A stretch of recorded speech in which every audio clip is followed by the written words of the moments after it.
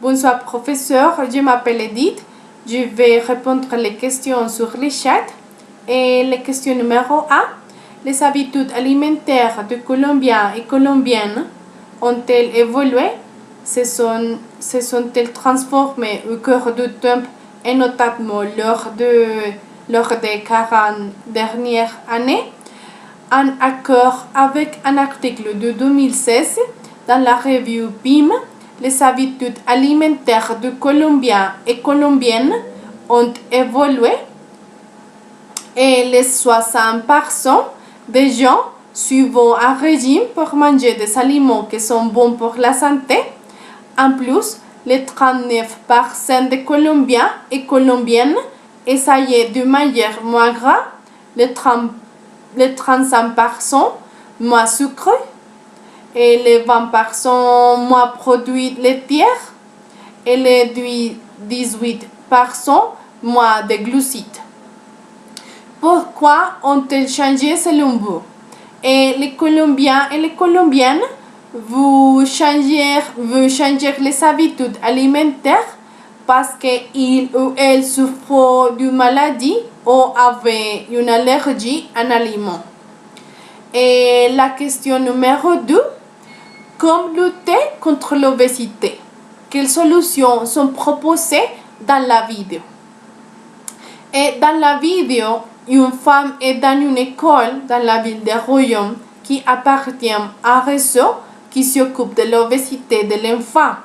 Dans cette ville, il y a tout le monde de mobilisé, les commerçants, les médecins, les pharmaciens, les instituteurs, les diététiciens pour sensibiliser les enfants aux questions d'alimentation. Il faut aussi une petite dégustation avec des enfants et ils ont un petit document avec des recettes pour sensibiliser aussi les parents.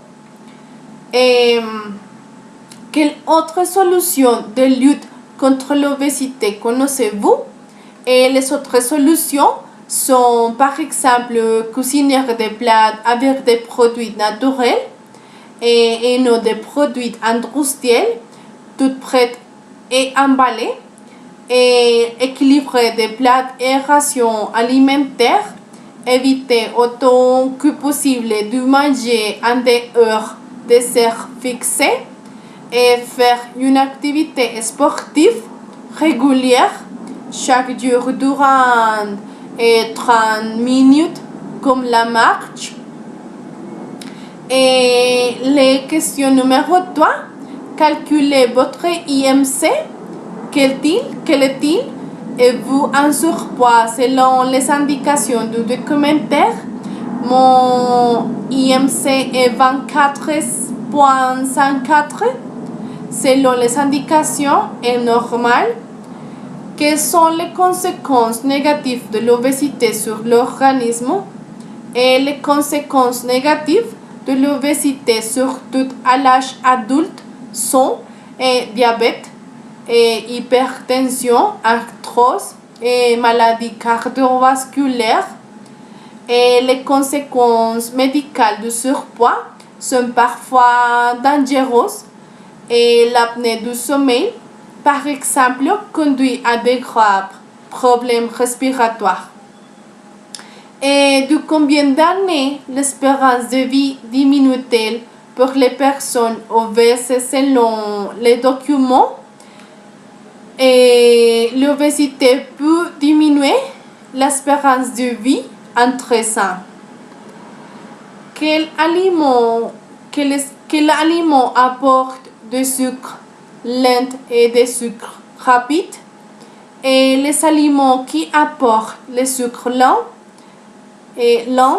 sont le pain, les légumes secs et les pommes de terre. Et les aliments qui apportent le sucre rapide sont les fruits et les légumes.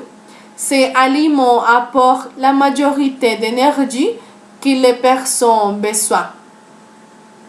Et la question numéro 4, toutes les personnes ont-elles les mêmes besoins caloriques? Et pourquoi? Non, parce que les caloriques dépendent de la personne.